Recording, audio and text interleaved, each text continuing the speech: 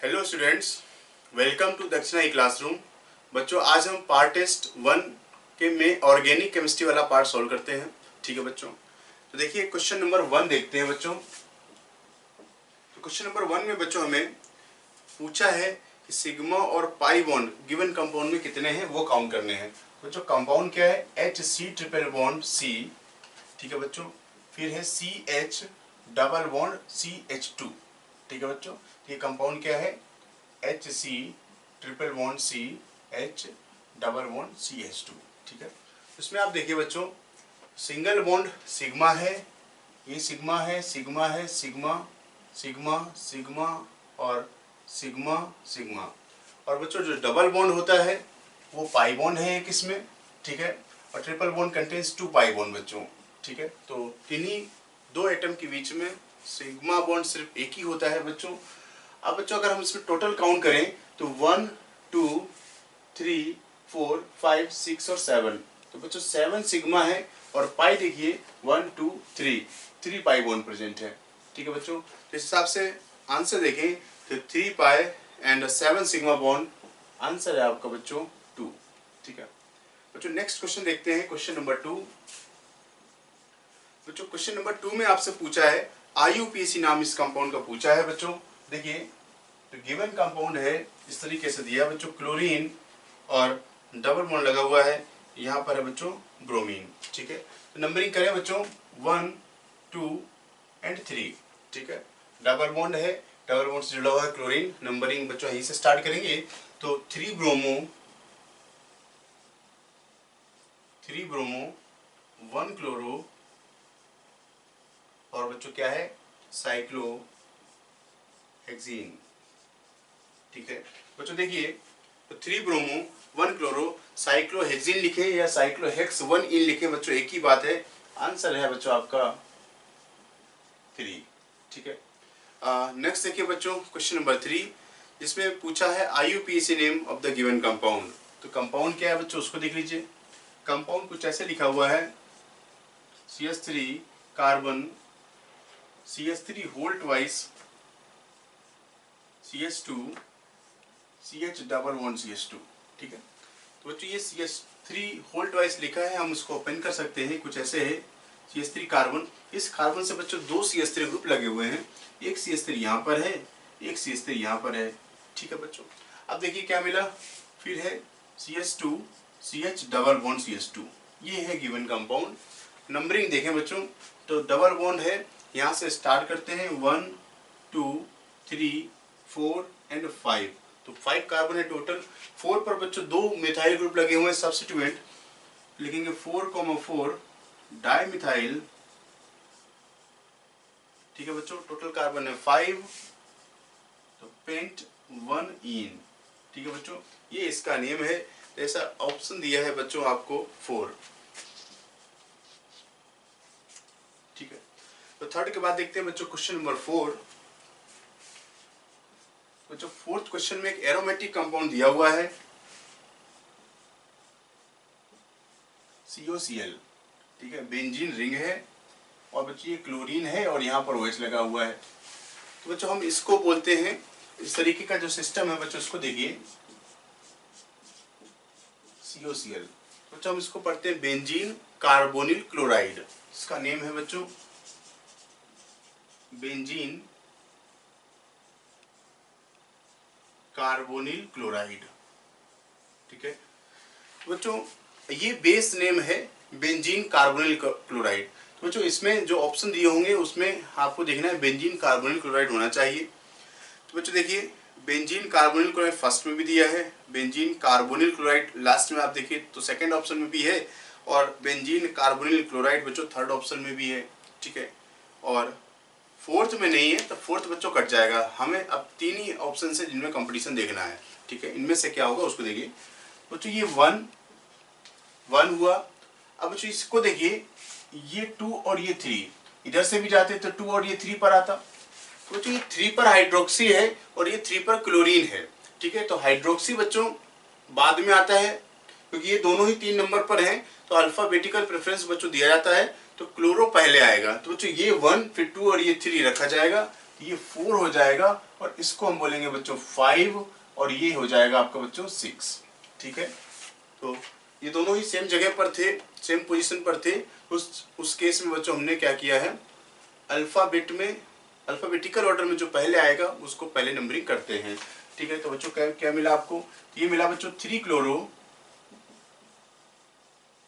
ठीक है, 5 hydroxy, 3 chloro 5 hydroxy benzene carbonyl chloride. बच्चों ये फोर्थ वाले क्वेश्चन का आंसर है। तो 3 chloro 5 hydroxy benzene carbonyl chloride, ये बिल्कुल नेम लिखा है बच्चों आपको आंसर 3 में। ठीक है,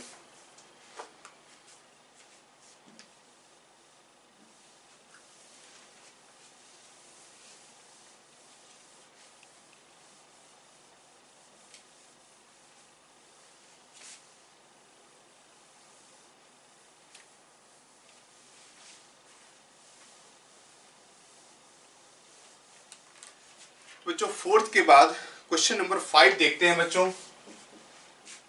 5 में IUPAC ने हमसे पूछा है COOH और बच्चों यहाँ पर है NH2 और इसमें है बच्चों ब्रोमीन। तो बच्चों ये साइक्लिक है और साइक्लिक के केस में साइक्लिक एसिड है, तो पेरेंट नेम अगर आप देखें जो बेस नेम बनेगा बच्चों इसका क्या है, COOH। तो साइक्लिक में COOH बाहर है बच्चों, तो इसको हम कार्बोक्सिलिक एसिड बोलते हैं और ये क्या आएगा, साइक्लोहेक्सेन कार्बोक्सिलिक एसिड, ऐसा नाम होगा बच्चों इसका। बच्चों देखिए ये चीज कहां पर दिया है, साइक्लोहेक्सेन कार्बोक्सिलिक एसिड बच्चों फर्स्ट सेकंड थर्ड ऑप्शन में है, फोर्थ में नहीं है। तो फोर्थ तो कट गया बच्चों, 3 ही ऑप्शन बचे आपके। अब देखिए ये तो बच्चों कार्बन नंबर 1, अब ये बच्चों पहले ही है कार्बन नंबर 2 और ये 3 और ये 4 और 5, तो 5 पर NH2 ग्रुप है बच्चों, ये सब्स्टिट्यूएंट हो जाएगा क्योंकि COOH बच्चों क्या है, मेन फंक्शनल ग्रुप है। ठीक है बच्चों, ये क्या मिलेगा 5 एमिनो, ठीक है बच्चों 2 ब्रोमो और साइक्लोहेक्सेन कार्बोक्सिलिक एसिड।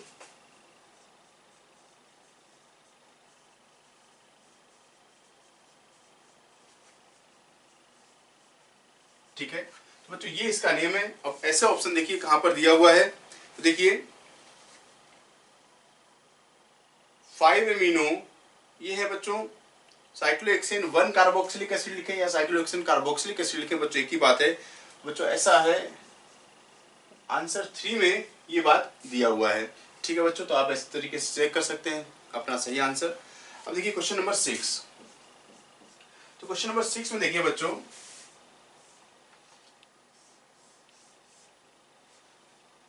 OH, यहाँ पर एक ग्रुप G लगाया हुआ है इस तरीके से और ये डबल बॉन्ड है। ठीक है, तो कह रहा है कि in the given formula G एक अननोन ग्रुप है और what will be the group G, ये G ग्रुप क्या होगा, which can change the word root, जो वर्ड रूट को बदल सके। ठीक है, तो बच्चों पहले ऑप्शन में दिया है कि G क्या है, ये G है बच्चों CH डबल बॉन्ड CH2, ये दिया हुआ है। ठीक है बच्चों, आप इसमें देखें तो मेन चेन तो आपकी इस तरीके से देखिए, फंक्शनल ग्रुप और मल्टीपल बॉन्ड को देखते हैं और लॉन्गेस्ट चेन को सिलेक्ट करते हैं बच्चों, इससे ये वर्ड रूट चेंज नहीं होगा।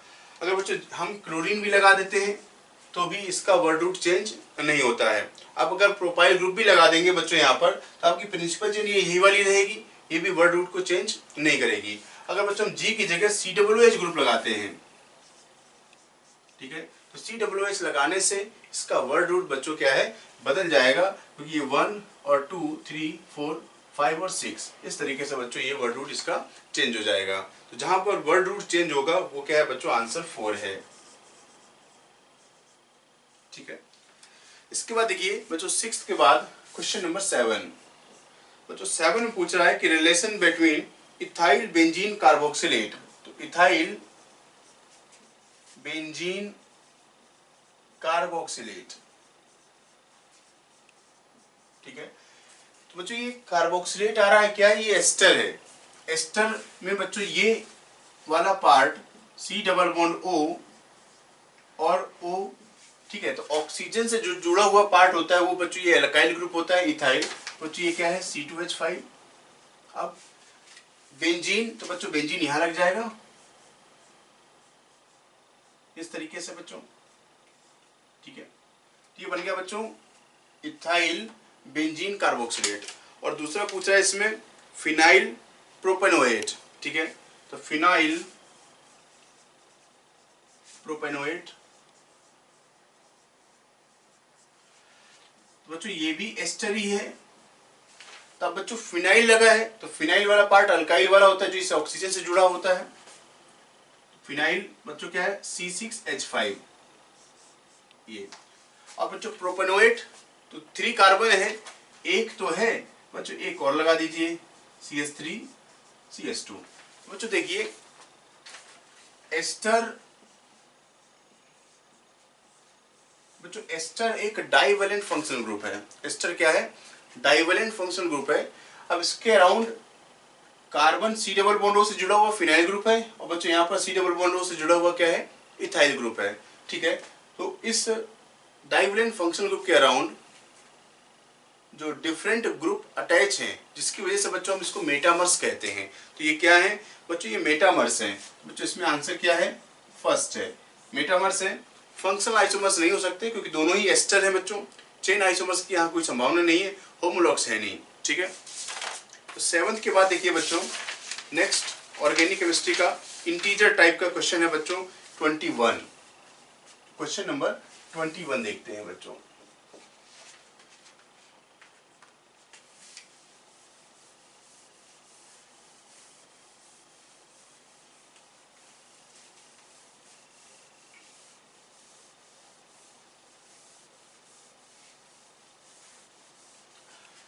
बच्चों क्वेश्चन नंबर 21 में पूछ रहा है कि फंक्शनल ग्रुप गिवन कंपाउंड में कितने हैं।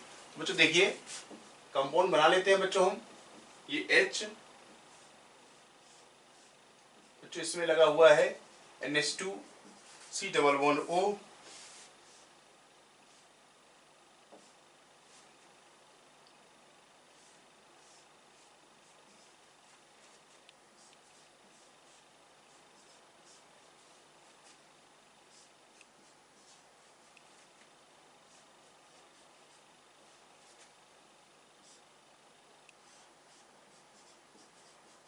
ठीक है।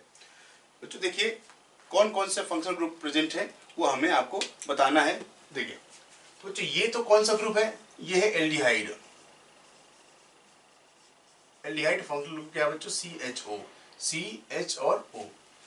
बच्चों ये देखिए कौन सा है, ये है एमीन, NH2 ग्रुप है। बच्चों ये क्या है, ये है कीटोन, ठीक है। बच्चों इस ग्रुप को देखिए, ये ग्रुप कौन सा है, ये है एनहाइड्राइड का, एनहाइड्राइड।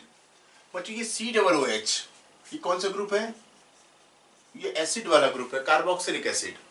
बच्चों इसको देखिए ये कौन सा ग्रुप है, CONH। बच्चों ये अमाइड है, अमाइड। सब के सब जो डिफरेंट फंक्शनल ग्रुप है, टोटल है कितने बच्चों, 1 2 3 4 और बच्चों ये 5 और ये 6। बच्चों इसमें 6 डिफरेंट फंक्शनल ग्रुप प्रेजेंट है। बच्चों इसका आंसर है इंटीजर का 6। बच्चों 21 के बाद क्वेश्चन नंबर देखते हैं बच्चों 22, जिसमें पूछ रहा है कि पॉसिबल अल्काइन सिर्फ स्ट्रक्चर बताने हैं और फॉर्मूला है बच्चों C3FClBr और I। तो बच्चों इस मॉलिक्यूलर फॉर्मूले से हम कितने पॉसिबल अल्काइन बना सकते हैं। तो देखिए बच्चों कार्बन 3 है, अल्काइन बनाना है, ये रहा। तो बच्चों इसमें ट्रिपल बॉन्ड को प्लेस करने का सिर्फ एक ही पॉसिबिलिटी है। और बच्चों हम क्या करते हैं कि कैसे बनाने की कोशिश करते हैं। तो बच्चों देखिए इस ट्रिपल बॉन्ड पर यहाँ पर एक ही फ्री वैलेंसी है, तो सबसे आसान काम हमारे लिए यहाँ पर है, ठीक है। बच्चों यहाँ पर क्या क्या हो सकता है उसको समझने की कोशिश करो, क्योंकि सब्स्टिट्यूएंट है फ्लोरीन, क्लोरीन, ब्रोमीन और आयोडीन। तो बच्चों यहाँ पर फ्लोरीन हो सकता है, क्लोरीन हो सकता है, यहाँ पर ब्रोमीन हो सकता है और यहाँ पर बच्चों आयोडीन भी हो सकता है, ठीक है। तो बच्चों इसके 4 तरीके हैं, तो इसके 4 आइसोमर्स बन जाएंगे। 4 आइसोमर्स बच्चों आंसर है आपका 4, ठीक है। और वो चारों आप बना सकते हो कि एक बार आपने फ्लोरीन लगाया तो C111C, ठीक है। एक बार बच्चों आपने क्लोरीन लगाया, ठीक है। एक बार बच्चों आपने ब्रोमीन लगाया, ठीक है। और एक बार बच्चों आपने आयोडीन प्लेस किया, ठीक है। अब देखिए जब फ्लोरीन है तो बचे कौन, क्लोरीन, ब्रोमीन और आयोडीन। तो क्लोरीन, ब्रोमीन और आयोडीन आ गया बच्चों इस तरीके से। जब बच्चों आपने क्लोरीन लगाया तो क्लोरीन के अलावा क्या बचा, फ्लोरीन, ब्रोमीन और आयोडीन, ठीक है बच्चों। तो फ्लोरीन, ब्रोमीन और आयोडीन आ गया इस तरीके से। अब बच्चों जब आपने ब्रोमीन लगाया तो ब्रोमीन के अलावा बच्चे हुए तीन कोई कौन है, फ्लोरीन, क्लोरीन और आयोडीन। तो फ्लोरीन, क्लोरीन और आयोडीन आ गया। जब बच्चों आपने आयोडीन लगाया तो क्या बच गया, फ्लोरीन, क्लोरीन और ब्रोमीन। तो फ्लोरीन, क्लोरीन और ब्रोमीन बचे बच्चों। अब है इनऑर्गेनिक क्वेश्चंस की बारी, और इनऑर्गेनिक क्वेश्चंस को डिस्कस करने की कोशिश करते हैं, देखते हैं कि क्या क्या सॉल्यूशंस थे, एंड देखते हैं कि आप लोगों ने कितना सही किया है और कितना गलत किया है, ठीक है। तो शुरुआत करते हैं इनऑर्गेनिक क्वेश्चन से। इनऑर्गेनिक का जो फर्स्ट क्वेश्चन था वो था क्वेश्चन नंबर 8। क्वेश्चन नंबर 8 में पूछा गया था आपसे, ठीक है। क्वेश्चन नंबर 8 में आपसे पूछा गया था कि आपके पास है N3 minus N2 minus and F minus, N3 minus O2 minus and F minus, O2 minus and F minus, और इनका आपको एटॉमिक रेडियस बताना था कि एटॉमिक रेडियस क्या होगा, ठीक है। अगर आपको इनका एटॉमिक रेडियस बताना है तो एटॉमिक रेडियस बताने के लिए आपको बेसिकली क्या करना पड़ेगा, आपको दो चीजें समझनी पड़ेगी। एक, क्या इनके इलेक्ट्रॉनिक कॉन्फ़िगरेशन सेम है।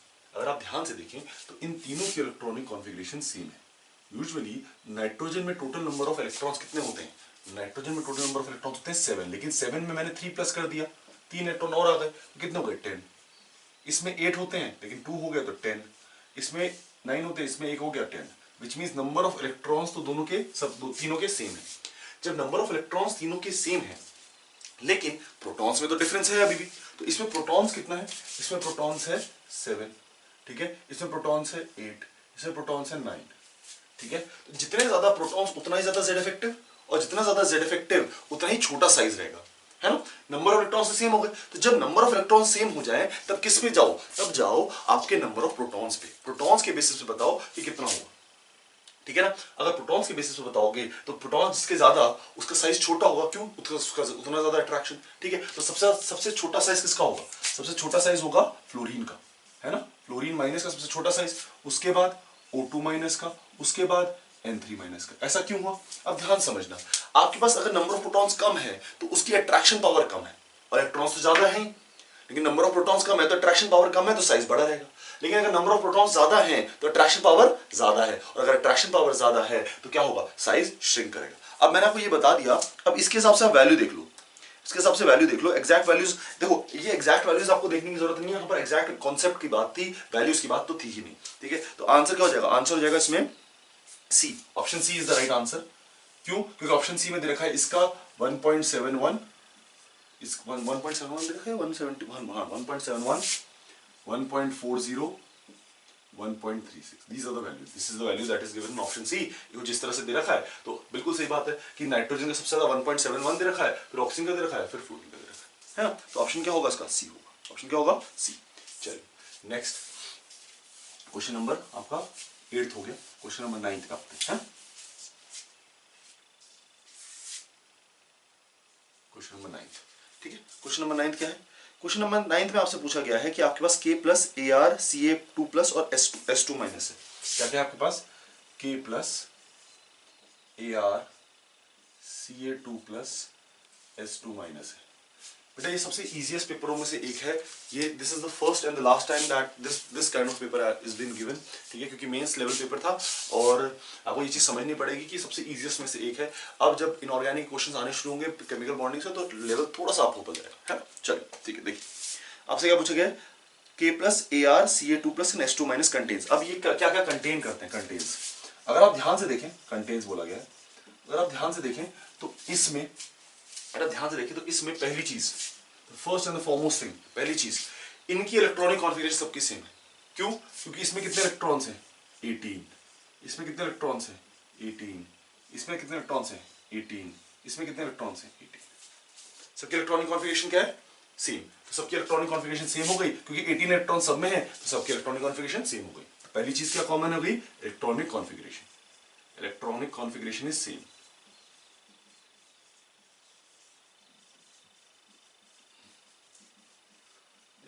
First and the foremost thing, ठीक है कंटेन्स, ठीक है। तो अगर इलेक्ट्रॉनिक कॉन्फ़िगरेशन सेम है तो आपके पास क्या दे देगा सेम इलेक्ट्रॉनिक कॉन्फ़िगरेशन, पहला ऑप्शन है same electronic configuration and atomic volume, possibility है हो सकता है सेम इलेक्ट्रॉनिक कॉन्फ़िगरेशन तो आ रही है, एटॉमिक वॉल्यूम की बात हम करेंगे। सेकंड ऑप्शन आपके पास different electronic configuration but same IP, different electronic configuration है क्या नहीं, ठीक है। अच्छा थर्ड ऑप्शन आपके पास same electronic configuration but different atomic volume, ये भी पॉसिबिलिटी है सेम इलेक्ट्रॉनिक कॉन्फ़िगरेशन की बात करी। और फिर फोर्थ है नन, तो ऐसा तो है नहीं कि फोर्थ होगा। तो आपके पास क्या है फर्स्ट सेकंड थर्ड, सेकंड तो हट गया ऑटोमेटिकली क्योंकि उसने डिफरेंट इलेक्ट्रॉनिक कॉन्फ़िगरेशन बोल दिया, क्यों क्योंकि इसकी सेम इलेक्ट्रॉनिक कॉन्फ़िगरेशन, ठीक है। अब बात करते हैं आपके एटॉमिक वॉल्यूम की, इसकी बात की जाती है एटॉमिक वॉल्यूम की। तो मैं एटॉमिक वॉल्यूम की बात करता हूं तो इनके साइज की बात करूंगा, है ना, इनकी साइज की बात करूंगा। और जब साइज की बात करूंगा तो एटॉमिक रेडियस की बात करूंगा क्योंकि एटॉमिक रेडियस से ही वॉल्यूम निकलेगा। ये बात समझ आती है, एटॉमिक रेडियस अगर मेरे पास होगा तो उससे ही क्या निकलेगा वॉल्यूम। अब समझो बात को, साइज किस हिसाब से डिपेंड करेगा, जब सबकी इलेक्ट्रॉनिक कॉन्फ़िगरेशन सेम है, जब सबकी एटॉमिक कॉन्फ़िगरेशन सेम है तो साइज किस पे डिपेंड करेगा नंबर ऑफ प्रोटॉन्स पे, नंबर ऑफ प्रोटॉन्स पे। तो देख लो नंबर ऑफ प्रोटॉन्स कितने हैं, इसमें नंबर ऑफ प्रोटॉन्स है 19, इसमें नंबर ऑफ प्रोटॉन्स है 18, इसमें नंबर ऑफ प्रोटॉन्स है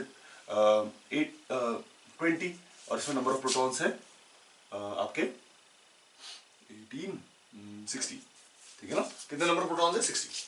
तो नंबर ऑफ प्रोटॉन्स कितने हैं 19 18 20 60। अगर नंबर ऑफ प्रोटॉन्स अलग अलग हैं तो साइज क्या होगा अलग अलग, और अगर साइज अलग अलग होगा तो फिर क्या हो जाएगा एटॉमिक वॉल्यूम भी क्या हो जाएगी अलग अलग।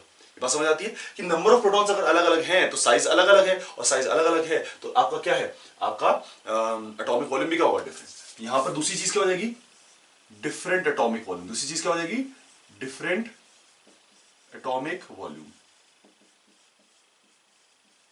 है ना, डिफरेंट एटॉमिक वॉल्यूम, ठीक है। पहली चीज क्या है same electronic configuration, number of electron same है, और वॉल्यूम किस पे डिपेंड करती है वॉल्यूम डिपेंड कर जाएगी साइज पे, क्योंकि नंबर ऑफ प्रोटॉन्स अलग अलग है तो साइज अलग अलग होगा, और अगर साइज अलग अलग होगा तो एटॉमिक वॉल्यूम भी अलग अलग होगी। ये बात समझ आती है, ठीक है। तो ऑप्शन सी कौन सा करेक्ट होगा, option C will be correct, option C, ठीक है ना, option C will be correct. ये बात समझ आती है, ठीक है। चलिए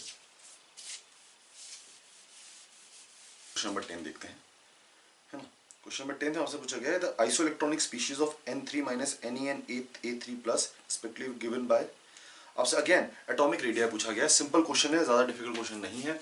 आपसे पूछा गया कि आपके पास 3 स्पीशीज हैं, आपको स्पीशीज बता देते हैं आपको, एक है आपके पास स्पीशीज N3-, एक है आपके पास Ne और एक है आपके पास Al3 प्लस, ठीक है। अगर इसमें इलेक्ट्रॉन्स देखोगे तो इसमें टोटल नंबर ऑफ इलेक्ट्रॉन 10, इसमें भी 10, इसमें भी 10, ठीक है। सब में electron total number of electrons 10 हैं। अगर टोटल नंबर ऑफ इलेक्ट्रॉन्स 10 हैं तो बेसिकली क्या हो जाएगा आपका नंबर ऑफ प्रोटॉन्स पे डिफाइन करेगा। नंबर ऑफ प्रोटॉन्स इसमें कितने हैं 7, इसमें कितने हैं 10, इसमें कितने हैं आपके 13, ठीक है। नंबर ऑफ प्रोटॉन्स कितने हैं 13।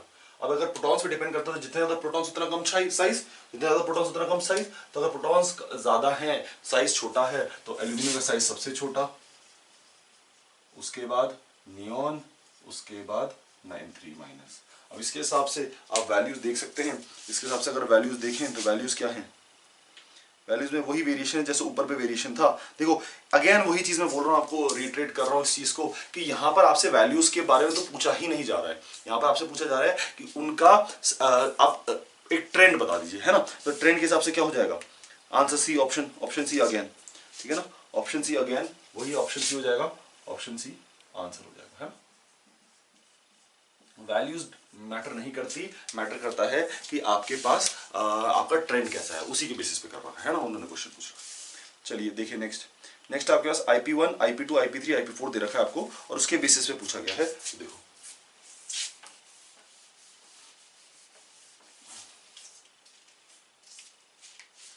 आपको दे रखा है IP1 IP2 IP3 IP4 दे रखा है, ठीक है ना।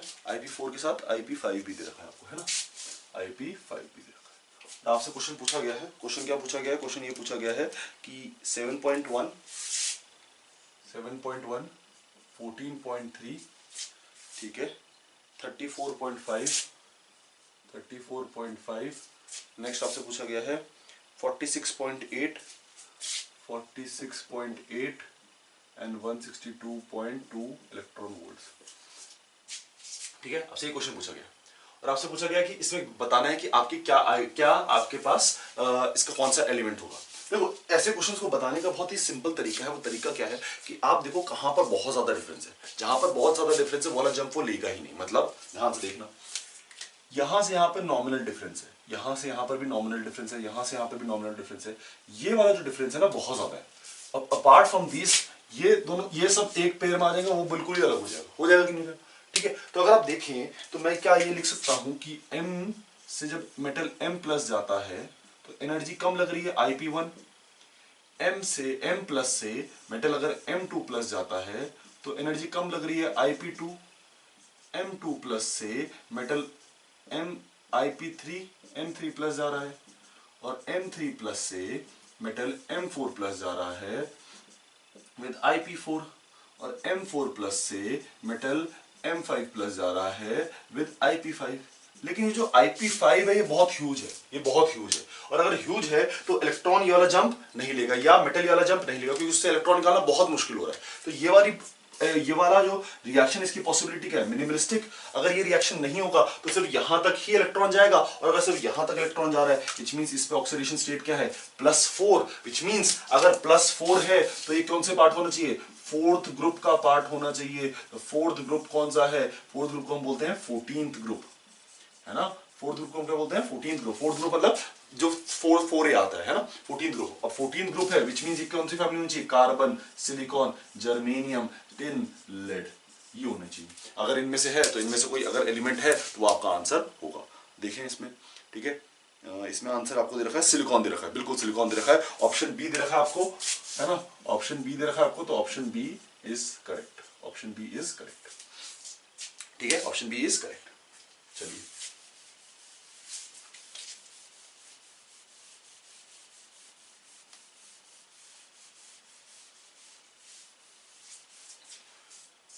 ऑप्शन बी इज करेक्ट, ठीक है ना। चलो नेक्स्ट देखो, नेक्स्ट पूछा गया है electron affinities values of the halogen shows the following trend. Electron affinity values, electron affinity value बतानी है ऑफ द हेलोजन। आपसे पूछा गया फ्लोरीन, क्लोरीन, ब्रोमीन, आयोडीन। बेटा ये क्वेश्चन आईआईटी में इस साल का है, ऑलमोस्ट सिमिलर क्वेश्चन पूछा गया था पेपर में, ठीक है ना, वैल्यूज के साथ पूछा गया था, ठीक है। अच्छा, जब हम बात करते हैं तो हमें ये तो पता है कि ब्रोमीन और इसका ज्यादा ही होगा, है ना, ब्रोमीन और फ्लोरीन से। यहां पर आती है कंफ्यूजन। कंफ्यूजन क्यों आती है, क्योंकि फ्लोरीन का साइज है छोटा और क्लोरीन का साइज है बड़ा। तो जब इलेक्ट्रॉन गेन करता है तो फ्लोरीन छोटे साइज में इलेक्ट्रॉन गेन कर रहा है, जब क्लोरीन गेन करता है तो बड़े साइज में इलेक्ट्रॉन गेन कर रहा है, और बड़े साइज में इलेक्ट्रॉन जब गेन करेगा तो उसकी स्टेबिलिटी ज्यादा होगी। तो यहां पर क्योंकि आगे चल के उसकी स्टेबिलिटी कंपेयर टू दिस ज्यादा है, तो उसकी टेंडेंसी क्या होती है, इलेक्ट्रॉन आसानी से गेन करनी। लेकिन ये आसानी से गेन नहीं कर पाता क्योंकि इसकी इलेक्ट्रॉन डेंसिटी बहुत ज्यादा हो जाएगी, तो इस वजह से अनस्टेबिलिटी आ जाती है। क्योंकि साइज छोटा है तो अनस्टेबिलिटी आ जाएगी, क्योंकि साइज बड़ा है तो स्टेबिलिटी आ जाएगी। इस वजह से ये प्रेफर करता है कहां जा, ये वाला रिएक्शन प्रेफर्ड होता है, ये वाला रिएक्शन प्रेफर्ड नहीं होता। तो जब इलेक्ट्रॉन एफिनिटी की बात करते हैं तो क्लोरीन की ज्यादा होती है और फ्लोरीन की कम होती है, सिंपल ट्रेंड, ठीक है ना। चलिए नेक्स्ट देखिए, क्वेश्चन नंबर 9 हो गया। क्वेश्चन नंबर 10, क्वेश्चन नंबर 10 की बात करें हम। क्वेश्चन नंबर 10 में आपसे पूछेगा स्क्रीनिंग इफेक्ट, बहुत सिंपल क्वेश्चन। अच्छा, ऑप्शन अगर मैं बोलूं तो ऑप्शन ए था उसका आंसर, है ना। क्वेश्चन नंबर 9 का आंसर था ऑप्शन ए, ऑप्शन ए था आंसर। हाँ, ऑप्शन ए, बिल्कुल बिल्कुल ऑप्शन ए आंसर था, ठीक है ना, ऑप्शन ए आंसर था, ठीक है। चलिए क्वेश्चन नंबर क्वेश्चन नंबर 9 नहीं, क्वेश्चन नंबर 12 था, क्वेश्चन नंबर 12 था और ऑप्शन ए आंसर था, है ना। क्वेश्चन नंबर 12 था और ऑप्शन क्या था, ए आंसर, ठीक है। नेक्स्ट क्वेश्चन की बात करें हम, नेक्स्ट क्वेश्चन की, क्वेश्चन नंबर 13 की बात करें, इसकी बात करें क्वेश्चन नंबर 13 की। चलिए क्वेश्चन नंबर 13 की बात करें। Question number 13 again simple question है। आपसे पूछा गया कि screening effect of S orbital electron is कैसी होगी। तो पहला ऑप्शन आपको दे रखा है कि greater than P but less than D and F. ऐसा तो हो ही नहीं सकता, साइज एस का सबसे छोटा है। अगर साइज सबसे छोटा है तो उसमें इलेक्ट्रॉन डेंसिटी हमेशा क्या रहेगी, ज्यादा। और अगर इलेक्ट्रॉन डेंसिटी हमेशा ज्यादा रहेगी तो स्क्रीनिंग क्या रहेगी, ज्यादा। तो स्क्रीनिंग का ट्रेंड क्या होता है, स्क्रीनिंग का ट्रेंड सिंपल होता है, एस की सबसे ज्यादा, उसके बाद पी की, उसके बाद डी की, उसके बाद एफ की। This is the screening trend, ठीक है। तो इसके हिसाब से आंसर होना चाहिए जहां पर आंसर लिखा है greater than PDF, which is option C, option C is correct. क्यों? क्योंकि उसमें लिखा है एस की सबसे ज्यादा होती है, PDF से भी ज्यादा। ठीक है, चलिए 13। अब बात करते हैं NET की, ठीक है ना। तो मैं NET की बात करता हूं तो NET में क्वेश्चन नंबर 23 है, है ना। ठीक है, इंटीजर टाइप क्वेश्चन की क्वेश्चन नंबर 23 में आपसे इलेक्ट्रोनेगेटिविटी पूछी गई है। क्या पूछा गया है? इलेक्ट्रोनेगेटिविटी। ठीक है, और उसमें आपको वैल्यूज दे रखी हैं। ठीक है, तो पहले तो इलेक्ट्रोनेगेटिविटी का फॉर्मूला आपको बताना चाहिए। इलेक्ट्रोनेगेटिविटी फॉर्मूला मैंने लिखा रखा है XA minus XB equals to 0.208 under root energy of AB bond minus energy of AA bond into energy of BB bond. ये लिखवा रखा आपको, है ना। This is the formula. आपको बस वैल्यूज प्लेस करनी है। ठीक है, तो अब किसी भी जगह पे इस पे वैल्यूज प्लेस कर दो। ठीक है, कोई भी वैल्यूज प्लेस कर दो, कोई दिक्कत वाली बात है नहीं। ठीक है, XA, ठीक है, तो XA हमें निकालना है, मान लेते हैं फ्लोरीन का है -2.1। ठीक है, -2.1। ठीक है, नेक्स्ट आ जाएगा आपके पास, नेक्स्ट क्या है आपके पास, इक्वल्स टू 0.208। ठीक है, अंडर रूट निकालना है आपको वैल्यू, निकालनी है। यहां पर आ जाएगा आपको 134.6 माइनस वैल्यू आ जाएगी आपकी 104.2 इंटू 36.6। ठीक है, ये आपकी वैल्यूज है, है ना, ये आपकी वैल्यूज है और इसके बेसिस पे आपको निकालना है। ठीक है, कैसे निकालोगे? देखो, F -2.1 0.208, ठीक है, ब्रैकेट में 134.6 माइनस ब्रैकेट में 3812.72 है ना, 3812.7 है ना, ये वैल्यू जाएगी। जब इसको अंडर रूट करते हो तो 0.208 ब्रैकेट में 134.6 माइनस 61.75। ठीक है ना, आपका हो जाएगा। ठीक है, नेक्स्ट अगर मैं इसको माइनस करूं तो ये वैल्यू हो जाती है 0.208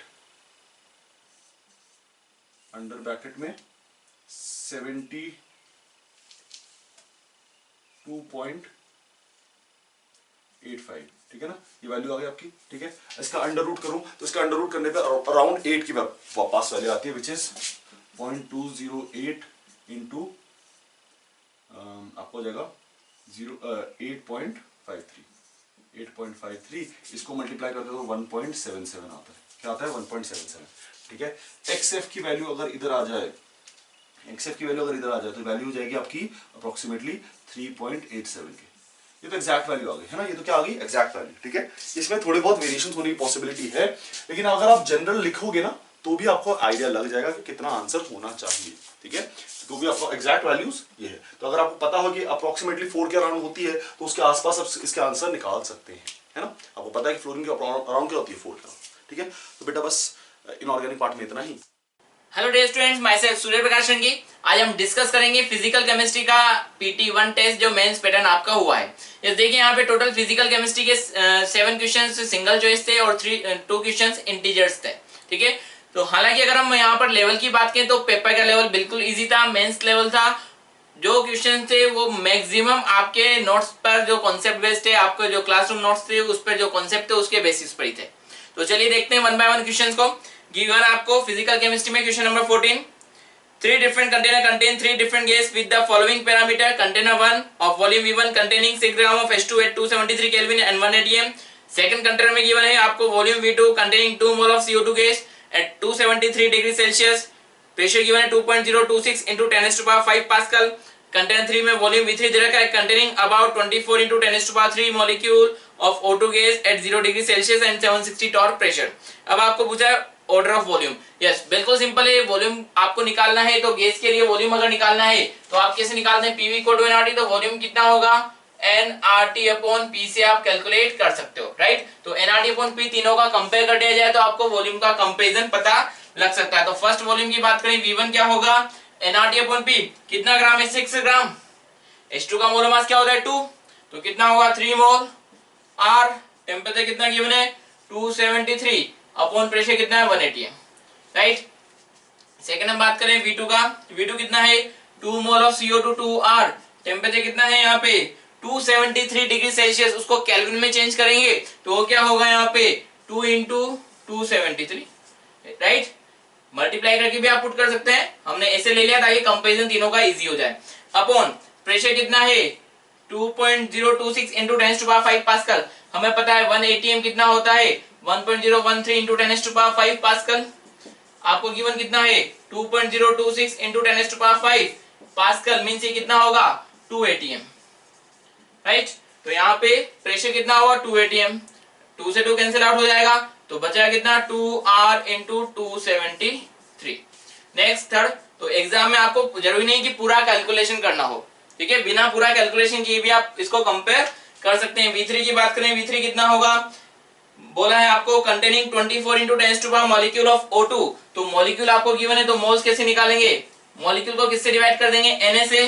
तो मॉलिक्यूल कितना है? 24 इंटू 10⁻23 अपॉन Na कितना होगा? 6 इंटू 10⁻23। हालांकि 6.022 होता है पर हम यहाँ पे इजी कैलकुलेशन के लिए 6 यूज में लेंगे तो कितना होगा? 4 मोल, राइट। तो थर्ड में आपको नंबर ऑफ मोल्स कितना है? 4। R टेम्परेचर कितना है? 0 degree Celsius means 273 upon pressure कितना है? 760 टॉर। 760 टॉर मींस कितना होता है? 1 atm, तो अपॉन 1। तो V1 आपको मिला, V2 आपको मिला, V3 आपको मिला, तो 273R 273R 273R तो तीनों में कॉमन है। यहाँ पे मोल्स के बेसिस पे आप कंपेयर कर सकते हैं। तो यहाँ पे 4 है, यहाँ पे 3 है, यहाँ पे 2 है, तो जहाँ पे मोल्स ज्यादा है वहां पे वॉल्यूम क्या होगा? ज्यादा, क्योंकि बाकी चीजें क्या है? कॉमन। तो सबसे ज्यादा मोल्स किसके ज्यादा है? V3 में, देन V1 में, देन V2 में। आपको कौन सा ऑर्डर बताना है? The correct order of volume. किसका वॉल्यूम ज्यादा होगा सबसे? V3, then V1, then V2, then 3 1 2। तो 3 1 2 कौन सा आंसर होगा इसमें? Correct second answer, right. Next given है आपको क्वेश्चन नंबर 15। गिवन है the pressure of a gas having 2 mole of 44.8 litre vessel at 546 kelvin is. आपको बताना प्रेशर क्या होगा। तो यहाँ पे simple again ideal gas equation के बेसिस पर क्वेश्चन है। तो प्रेशर क्या होगा? P equal to nRT/V। So pressure will be कितना मोल बोला है यहाँ पे? 2 मोल इंटू R का वैल्यू कितना? 0.0821, टेम्परेचर कितना? 246। तो अगेन हम 246 को 2 इंटू 273 पुट कर सकते हैं, राइट। तो अपॉन वॉल्यूम कितना है? 44.8 लीटर, राइट। अच्छा, हमने जब यहाँ पे कैलकुलेशन किया था तो 0.0821 इंटू 273 का प्रोडक्ट कितना आप करेंगे तो ये कितना आएगा आपको? 22.4 के बराबर आता है। तो 2 इंटू 22.4 अपॉन 44.8, तो ये दोनों कैंसिल आउट हो जाएगा, बचा है कितना यहाँ पे? 2, यानी प्रेशर कितना होगा यहाँ पर? 2 atm। तो ये भी सिंपल फॉर्मूला बेस्ड क्वेश्चन था। नेक्स्ट देखते हैं क्वेश्चन नंबर 16। गिवन है आपको a litre of milk weight 1.032 kg, the butter fat it contained to the extent of 4% by volume has a density of 1800 kg per meter cube. The density of the fat free skimmed milk is approximately। तो आपको बोला है 1 litre milk है जिसका wait कितना है? 1.032 kg है। अब इसके अंदर जो बटर है वो टोटल वॉल्यूम का 4% है और उस बटर का डेंसिटी 800 kg पर मीटर क्यूब है। तो आपको अगर उसमें से बटर हटा दिया जाए, फेट फ्री मिल्क का डेंसिटी क्या होगा? यस, देखिएगा डेंसिटी अगर आपको निकालना है तो डेंसिटी क्या होता है? मास अपॉन वॉल्यूम। तो अगर आपको मिल्क का डेंसिटी निकालना है तो मिल्क का मास और मिल्क का वॉल्यूम देखना पड़ेगा, वो भी कौन सा? Butter free milk, right. तो अभी आपको गिवन है ओरिजिनल जो मिल्क गिवन है वॉल्यूम ऑफ मिल्क कितना है? 1 litre. Weight of milk given है आपको कितना? 1.032 kg। 1 लीटर मींस कितना होगा? 10⁻³ मीटर क्यूब होगा, ठीक है। The butter fat it contain the extent, तो बटर यहाँ पर कितना है? जितना टोटल वॉल्यूम है उसका 4%। तो वॉल्यूम कितना था यहाँ पे मिल्क का? 1 लीटर। तो बटर कितना होगा? 1 का 4% मींस 0.04 लीटर। तो अगर इतना बटर है तो इसके अलावा 1 लीटर में 0.04 लीटर के अलावा कौन हुआ, मिल्क हुआ। तो मिल्क का वॉल्यूम तो आपको मिल गया। कौन सा मिल्क, जो बटर फ्री है, ठीक है। अगर हम इतना वॉल्यूम हटा देंगे, बटर का वॉल्यूम हटा दें, तो बचा किसका, बटर फ्री मिल्क यानी स्किम्ड मिल्क का वॉल्यूम आपको मिल गया है, ठीक है। तो volume of skimmed milk 1 minus 0.04 means 0.96 litre, ठीक है। तो ये वाला मिल्क का वॉल्यूम तो आपको मिला। अब निकालना है आपको मिल्क का मास। तो अगर आप यहाँ पर बटर का मास टोटल मास में से हटा देंगे तो रिमेनिंग मास क्या होगा, स्किम्ड मिल्क का mass means butter free milk का मास। तो मास ऑफ बटर कितना होगा, density equal to mass upon volume के according, density of butter equal to mass of butter upon volume of butter. तो mass of butter कितना होगा, density of butter into volume of butter. अब देखिए यहाँ पे जब आप वैल्यू पुट करेंगे तो आपको यूनिट का खास ध्यान रखना है। डेंसिटी आपको किस में गिवन है, यहाँ पर डेंसिटी जो गिवन है वो केजी पर मीटर क्यूब में है। तो हम यहाँ पे वॉल्यूम को किस में चेंज कर रहे हैं, यहाँ पे मीटर क्यूब में करते हैं। 1 लीटर कितना होता है, 0.04 इंटू 10⁻³ मीटर क्यूब। तो ये बटर का आपको वॉल्यूम मिल गया। सो डेंसिटी कितना है, 800 केजी पर मीटर क्यूब इंटू वॉल्यूम कितना है 0.04 इंटू 10⁻³ तो जो यहाँ पे मास मिलेगा, डेंसिटी किसमें, केजी पर मीटर क्यूब, वॉल्यूम किसमें, मीटर क्यूब में। तो मीटर क्यूब से मीटर क्यूब कैंसिल आउट हो जाएगा, बचाएगा केजी, तो ये केजी में आपको आंसर मिलेगा, ठीक है। तो यहाँ पे कितना हुआ, 800 इंटू 32 इंटू 10⁻³ केजी या फिर 0.032 केजी। तो ये आपको बटर का मास मिल गया, राइट। तो यहाँ पे इनिशियली आपको मिल्क, जो यहाँ पे बटर मिल्क था उसका मास क्या था, यहाँ पे 1.032 केजी। तो mass of milk, total mass में से आप क्या करेंगे, बटर का मास माइनस कर देंगे, तो 1 केजी यहाँ पे मिल्क का मास है, राइट। आपको यहाँ पे डेंसिटी कितना है, सॉरी वॉल्यूम कितना गिवन है बटर का, 0.04 इंटू 10⁻³ मीटर क्यूब या 0.04 लीटर। तो आपको यहाँ पे सॉरी बटर का यहाँ पे वॉल्यूम इतना था, तो मिल्क का वॉल्यूम कितना मिला आपको, 0.096 मिल्क का मास मिला। तो डेंसिटी ऑफ मिल्क क्या होगा, mass of milk upon mass of density. Milk का मास कितना है 1 केजी अपॉन डेंसिटी कितना है, सॉरी वॉल्यूम कितना है यहाँ पे 0.96 लीटर। आपको यहाँ पे डेंसिटी किसमें गिवन है, केजी पर मीटर क्यूब में। तो इसको मीटर क्यूब में चेंज करें, 0.96 into 10⁻³ metre cube. So 1 upon 0.96 into 10⁻³ metre cube. तो 1000 upon 0.96 you will get 1041 kg पर मीटर क्यूब, राइट। तो बिल्कुल सिंपल क्वेश्चन था। चलिए नेक्स्ट करते हैं क्वेश्चन नंबर 17। गिवन आपको which of the following statement are correct when 2 mole each of Na3PO4 and BaCl2 reacts. आपको इक्वेशन गिवन है कि रिएक्ट करने पर क्या क्या प्रोडक्ट बन रहा है। तो आपको डिफरेंट यहाँ पर ऑप्शन गिवन है, 6 mole of NaCl form, 2/3 mole of barium phosphate is form, sodium phosphate is limiting reagent, 2/3 mole of sodium phosphate is left, barium chloride is limiting reagent. तो पहले इक्वेशन लिखें, इक्वेशन में stoichiometry के basis पे आप इसके answer बड़े आराम से दे सकते हैं। तो इक्वेशन क्या है, 3BaCl2 plus 2Na3PO4 will produce Ba3PO4 whole twice plus 6NaCl, right. तो आपको गिवन है इनिशियली 2 मोल ईच, तो 2 मोल यहाँ पर इसका है बेरियम क्लोराइड का and 2 mole of sodium phosphate आपको गिवन है, ठीक है। अब स्टोइचियोमेट्री क्या बोल रहा है कि अगर 3 मोल है तो 3 मोल के लिए कितना रिक्वायर्ड होगा, 2 मोल, यानी 2 मोल के लिए कम से कम कितना होना चाहिए, कंप्लीट रिएक्शन के लिए 3 मोल होना चाहिए, बट 2 मोल के लिए कितना होना चाहिए 3, बट है कितना 2, तो यानी जितना होना चाहिए था उससे कम है। तो ये कौन हुआ लिमिटिंग और ये कौन हुआ एक्सेस रिएजेंट, ठीक है। तो लिमिटिंग रिएजेंट तो खत्म हो जाता है, तो रिमेनिंग कौन बचता है यहाँ पे, एक्सेस रिएजेंट। अब जो रिएक्शन होती है वो तो स्टोइचियोमेट्री के रेशियो में ही होने वाली है। तो 2 मोल तो फाइनली क्या होने वाला है, 0 होने वाला है, बिकॉज जो लिमिटिंग होता है वो तो खत्म हो जाता है। अब 3 मोल की रिएक्शन 2 से होती है, तो 1 मोल की रिएक्शन कितने से होगी, 2/3 से, और 3 मोल की रिएक्शन हुआ 2 से, तो 1 की कितने से हुई, 2/3 से।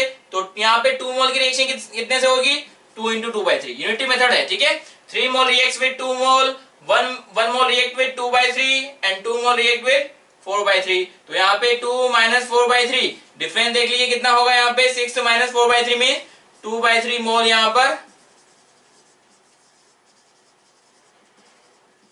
सोडियम फॉस्फेट का बचेगा। ठीक है, अब 3 मोल से यहाँ पे 1 मोल बनता है, तो 1 मोल से कितना बनेगा 1/3 और 2 मोल से कितना बनेगा 2/3 मोल। ठीक है, 3 मोल से बनता है, जितना मोल इसका है उससे हाफ मोल NaCl का बन रहा है, जितना मोल बेरियम क्लोराइड का है उसका हाफ मोल क्या है NaCl का प्रोड्यूस हुआ, तो 3 मोल से 6 मोल बना है, तो 2 मोल से कितना बनेगा 1 मोल। ठीक है, अब ऑप्शन देख लीजिए, गिवन है आपको 6 mole of NaCl form, first वाला इनकरेक्ट हो जाएगा।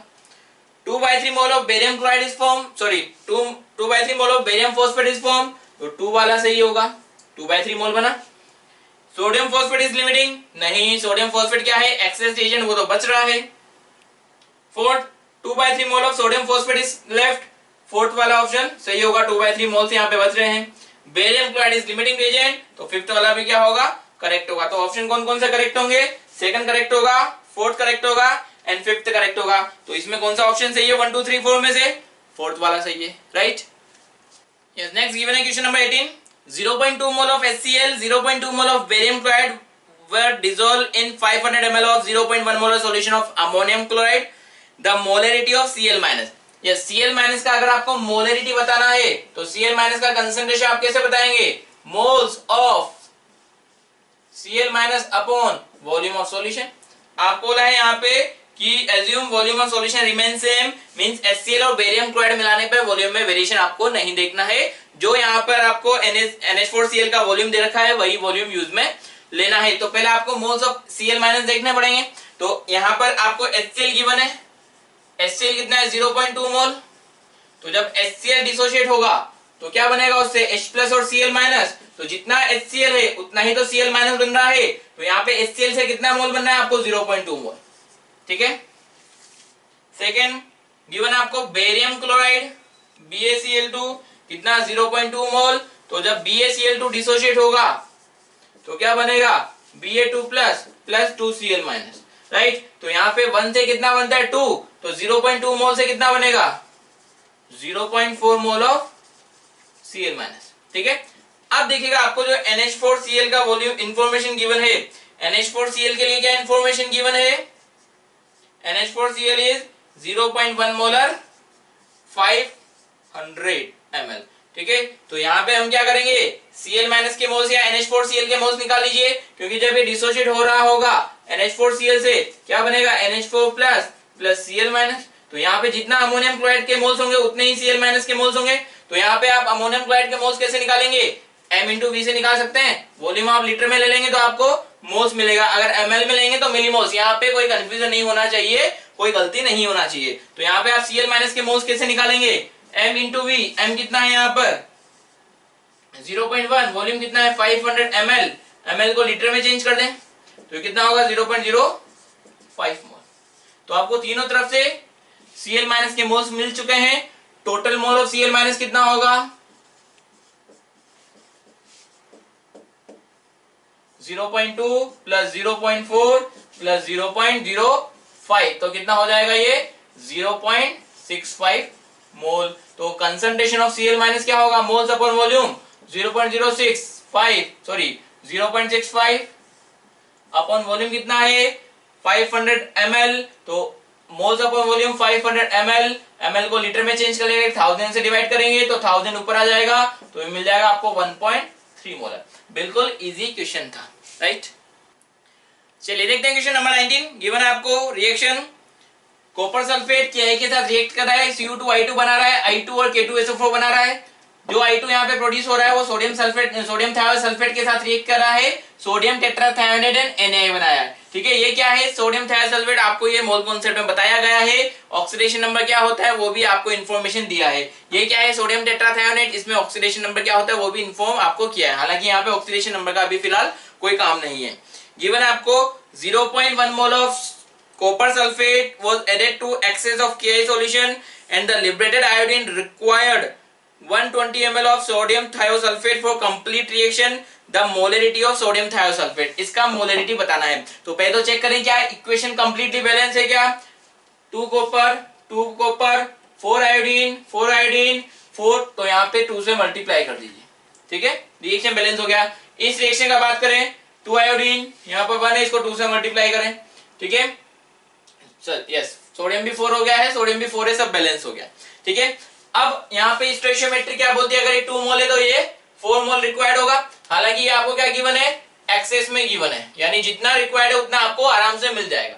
तो हम यहाँ पे कैलकुलेशन किसके, अगर ये एक्सेस में है तो ये हो जाएगा लिमिटिंग, तो हम कैलकुलेशन किसके अकॉर्डिंग करेंगे, कॉपर सल्फेट के अकॉर्डिंग। कॉपर सल्फेट कितना गिवन है आपको 0.1, तो जब ये पूरा उसमें कन्वर्ट हो जाएगा तो ये तो हो जाएगा 0। अब 2 मोल से कितना बनता है 1 मोल, ये भी 1 मोल और ये भी 2 मोल, तो अगर ये 2 मोल है तो 1 मोल ये बनेगा, 1 मोल ये बनेगा, 2 मोल ये बनेगा। 0.1 मोल है तो ये कितना बनेगा 0.1/2, बिकॉज 2:1 का रेशियो, जितना ये है उसका हाफ ये बनेगा, जितना ये है उसका हाफ ये बनेगा, कितना 0.1/2 मोल, और जितना ये है उतना ही ये बनेगा, मींस 0.1 मोल, ठीक है। अब आयोडीन कितना प्रोड्यूस हुआ 0.1/2 मोल, राइट, इतना आयोडीन यहाँ पर प्रोड्यूस हुआ है।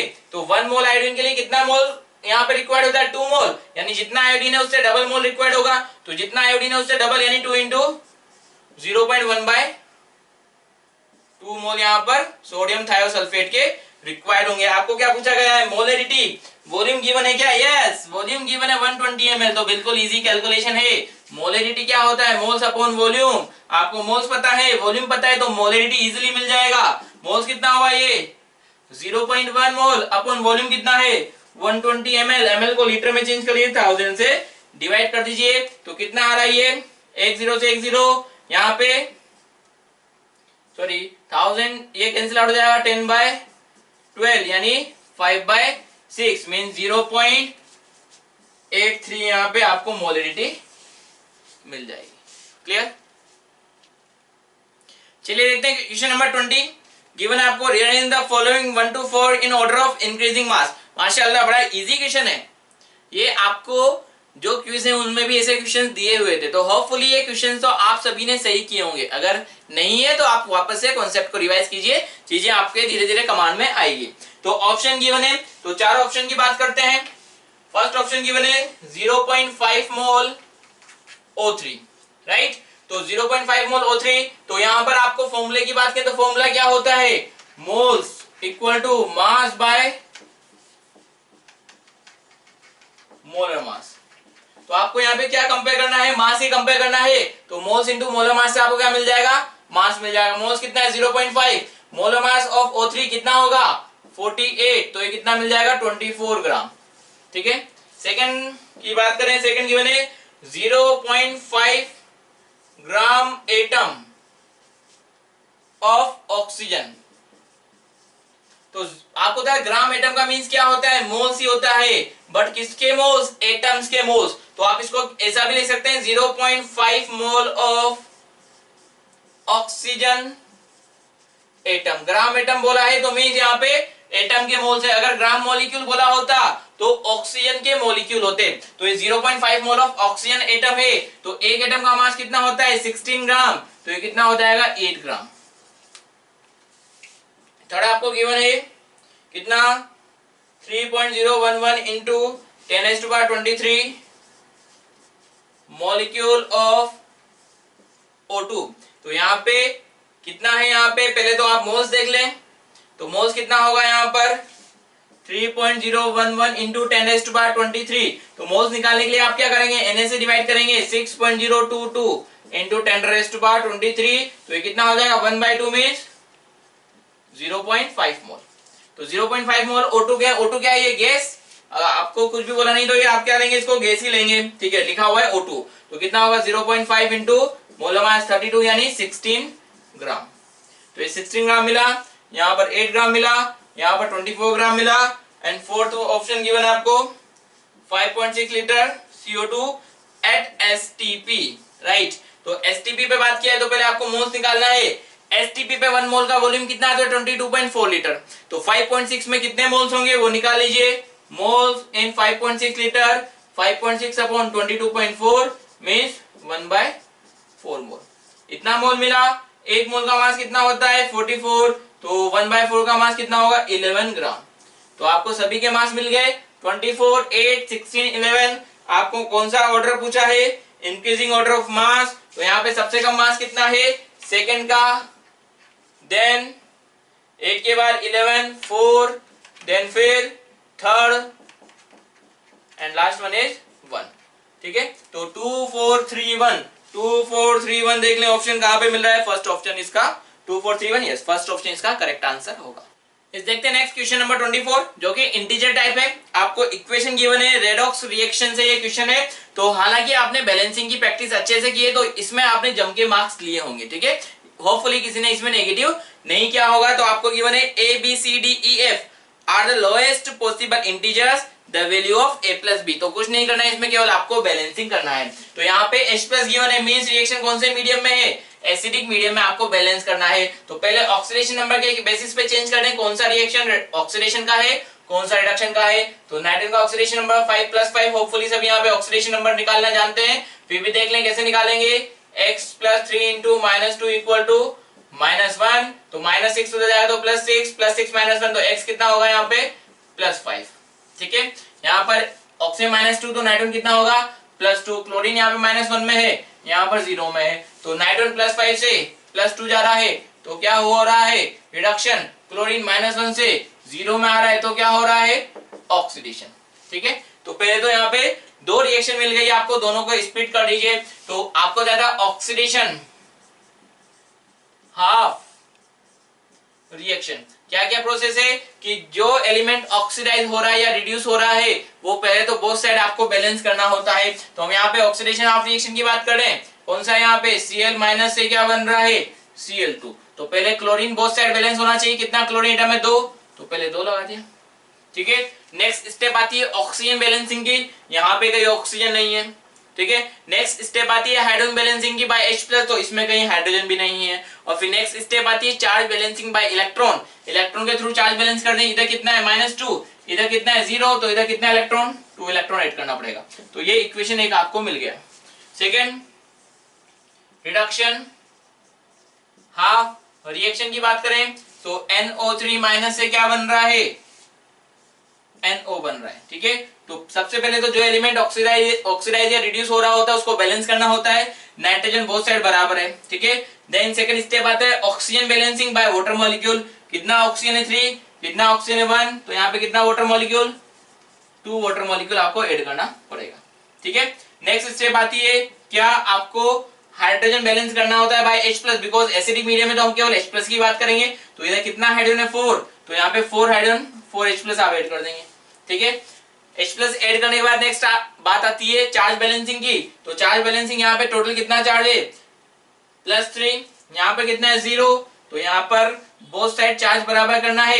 इधर 0 चार्ज है तो हम क्या करें इधर 3 इलेक्ट्रॉन का एडिशन कर दें। तो -3 -1 -4 +4, तो सभी चार्ज दोनों तरफ बराबर हो जाएंगे। तो दो इक्वेशन आपको मिल गई है। ठीक है, नेक्स्ट स्टेप क्या होती है कि जो भी दो इक्वेशन मिली है आपको जिसको आपने इंडिविजुअली बैलेंस कर दिया है, जब आप रेडॉक्स रिएक्शन की बात करते हैं तो रेडॉक्स रिएक्शन में जितने इलेक्ट्रॉन ऑक्सीडेशन में फ्लो होते हैं उतने ही इलेक्ट्रॉन रिडक्शन में फ्लो होने चाहिए। तो ही आप बोल सकते हैं उन दोनों इक्वेशन को जोड़ के आप क्या बोल सकते हैं, कनेक्ट करके एक कंप्लीट बैलेंस इक्वेशन बना सकते हैं। तो यहाँ पे 2 इलेक्ट्रॉन का फ्लो हो रहा है, यहाँ पर 3 इलेक्ट्रॉन का फ्लो हो रहा है।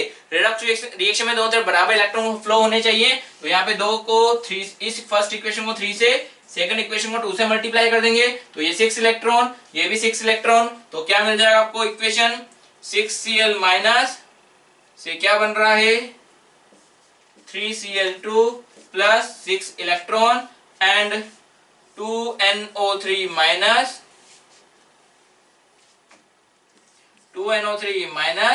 + 8H+ + 6 electron produces 2NO + 4H2O।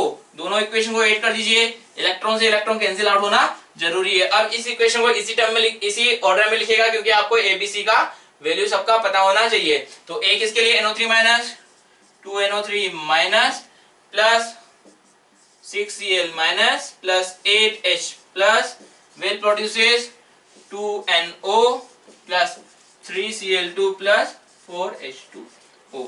अब आपको पूछा गया था, इसमें पूछा गया था A प्लस बी, ए क्या है ये है और बी क्या है ये है। अब आपको सिंपलेस्ट इंटीजर की फॉर्म में बताना है, तो क्या ये सिंपलेस्ट वैल्यू है क्या सबका? क्या अगर आप इनको 2 से डिवाइड कर दे तो इंटीजर वैल्यू मिलेगी क्या? नहीं। अगर 2 से डिवाइड कर दे तो यहाँ फ्रैक्शन हो जाएगा, तो ये लोएस्ट पॉसिबल इंटीजर वैल्यू है। तो ए और बी का सम कितना होगा? 2 + 6 कितना हो जाएगा? 8। यानी इसका आंसर क्या होगा? 8, राइट। चलिए बच्चों देखते हैं लास्ट क्वेश्चन, पेपर का लास्ट क्वेश्चन है क्वेश्चन नंबर 25। गिवन आपको the mole fraction of solute in a solution 0.1 at 298 Kelvin, molarity of this solution is same as the molality. Density of the solution at 298 Kelvin is 2 gram per cubic centimeter. The ratio of the molecular weight of the solute to the solvent. तो आपको ratio बताना है solute के molar mass का और solvent के molar mass का। तो ये बिल्कुल एक फॉर्मूला बेस्ड क्वेश्चन है, जो आपको एक फॉर्मूला बताया था। फिर भी जो पहले इंफॉर्मेशन गिवन है वो देख लें। यहाँ पे आपको गिवन है मोल फ्रैक्शन ऑफ सॉल्यूट कितना है? 0.1, ठीक है। हालांकि ये क्या होता है? यूनिटलेस होता है, बिकॉज ये मोल्स का रेशियो होता है। और आपको बताया था मोल फ्रैक्शन ऑफ सॉल्यूट, क्या किसी भी सॉल्यूशन का मोल फ्रैक्शन कितना होता है? मोल फ्रैक्शन का सम कितना होता है? 1 के बराबर होता है। तो mole fraction of solute plus mole fraction of solvent कितना होगा? 1 के बराबर। तो सॉल्यूट आज 0.1 है, तो मोल फ्रैक्शन ऑफ सॉल्वेंट कितना हो जाएगा? 0.9, ठीक है। सेकंड आपको गिवन है डेंसिटी ऑफ सॉल्यूशन 2 ग्राम पर सेंटीमीटर क्यूब, और आपको बोला है मोलरिटी किसके बराबर है? मोलरिटी के बराबर। और आपको रेशियो लेना है molecular weight of solute to the molecular weight of solvent, ठीक है। तो चलिए यहां से अभी हम देखते हैं कि अगर आपको एक फॉर्मूला पता हो, आपको 2 फॉर्मूला बताया था, एक तो मोलेलिटी का मोलरिटी के बीच में रिलेशन और मोलेलिटी और मोल फ्रैक्शन के बीच में रिलेशन। दोनों फॉर्मूले की हम बात करते हैं। मोलरिटी और मोलेलिटी के बीच में क्या रिलेशन था? Molality equal to molarity into 1000 upon 1000 D minus M into M W. तो ये एम क्या था? सॉल्यूट का मोलर मास था, और ये कैपिटल एम क्या था? मोलरिटी था, राइट। दूसरा मोलरिटी, और आपको बताया था मोल फ्रैक्शन के टर्म में क्या होता है? x1 into 1000 upon x2 into m2। m2 क्या था? Molar mass of solvent. x1 क्या था? सॉल्यूट का मोल फ्रैक्शन, एंड x2 क्या था? सॉल्वेंट का मोल फ्रैक्शन, ठीक है। तो अभी यहाँ पे आप मोलेलिटी की जगह मोलरिटी भी पुट कर सकते हैं, ये आपको बोला गया है, ठीक है। तो अभी हम यहाँ से बात करें, अगर हम इसको यहाँ पे इसको मोलरिटी ही पुट कर दें तो ये क्या होगा? Molarity equal to molarity into 1000 upon 1000 D minus M into M solute. तो ये दोनों कैंसिल आउट हो जाएगा, बचेगा क्या?